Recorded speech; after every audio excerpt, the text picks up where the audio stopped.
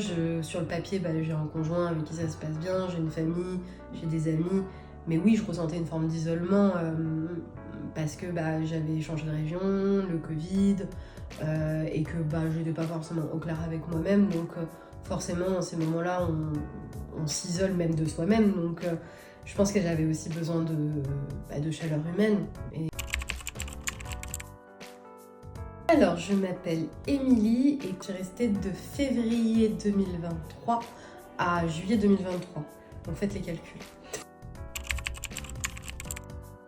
Aujourd'hui, je donne des cours d'anglais pour les tout petits et aussi pour des adolescents et à mon compte. Et je suis en train de me former pour devenir coach en langue anglaise. Pour te citer, toi, tu as parlé du fait que ça pouvait aider à m'ancrer. Donc effectivement, je confirme que ça va aider à m'ancrer.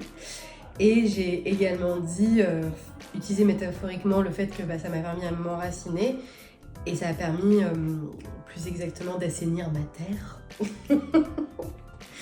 Pour pouvoir permettre à mon arbre de pousser et de consolider mes racines.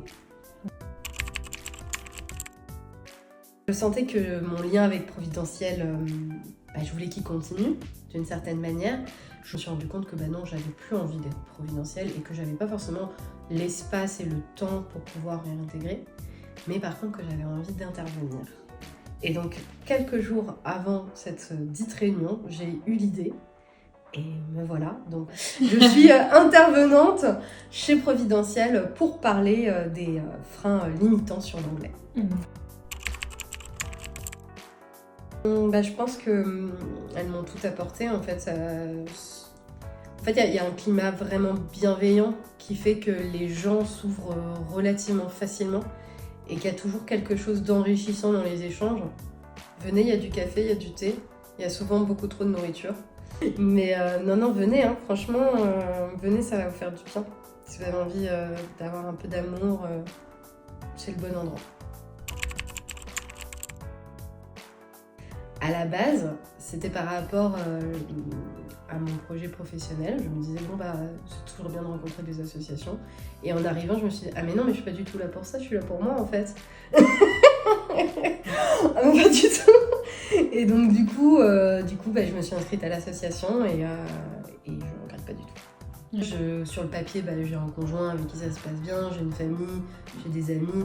Mais oui, je ressentais une forme d'isolement parce que j'avais changé de région, le Covid, et que je n'étais pas forcément au clair avec moi-même. Donc forcément, en ces moments-là, on s'isole même de soi-même. Donc je pense que j'avais aussi besoin de chaleur humaine et aussi d'avoir ce passage-là où on rencontre des gens et on se nourrit de ce type d'expérience.